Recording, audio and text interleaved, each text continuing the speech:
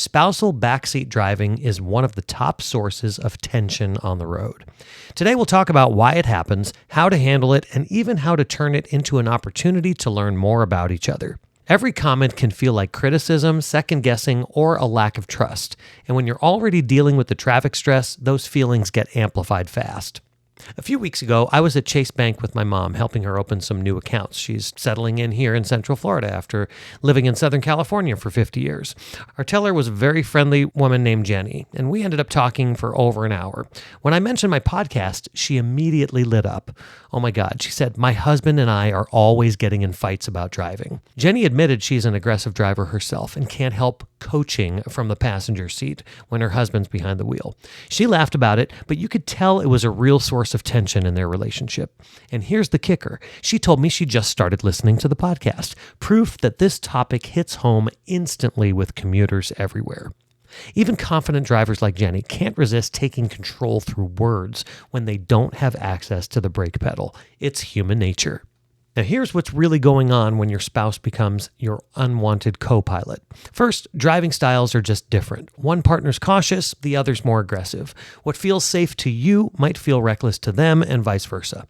Second, it's about control. The passenger has no brake pedal, no steering wheel, no way to actually influence what's happening. So words become their way of regaining a sense of safety and control over the situation.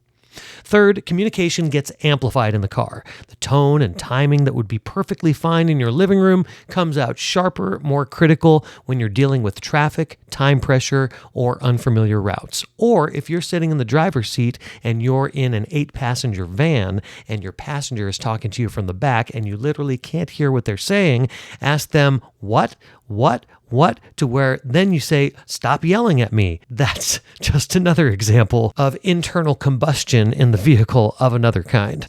Of course, stress magnifies everything. Rush hour traffic, running late for an appointment, trying to navigate somewhere new, all of that tension has to go somewhere. And unfortunately, it often gets directed at the person next to you. The car becomes this pressure cooker where normal relationship dynamics get intensified by the stress of driving. Now, here's where we get to what I call wiser ironing. Instead of trying to iron out the wrinkles in your partner's driving with criticism, use that time to notice patterns and work together more effectively. Start by asking yourself, is the backseat driving coming from genuine safety concerns, ingrained habits, or just anxiety about not being in control? If you're the passenger, try reframing your concerns. Instead of "don't tailgate," try "I'm feeling nervous with how close we are to that car." It's the same message, but it's about your feelings rather than their driving competence. If you're the driver, resist the urge to get defensive. Try acknowledging the concern even if you don't agree with it. "I hear you saying you're uncomfortable. Let me give us a little more space." I wonder if my wife is listening to this episode. Anyway, the goal isn't to eliminate all driving feedback between spouses. Sometimes that input is actually valuable. The goal is to communicate in ways that help rather than escalate the situation. Remember, you're both trying to get to the same destination safely. You're on the same team. Let's be honest, we all have those classic lines we've heard from our spouses. "Why didn't you get over sooner? Do you even know where you're going? You just missed our exit." Amy and I joke now that she should just have a second steering wheel installed so she can at least feel like she's helping.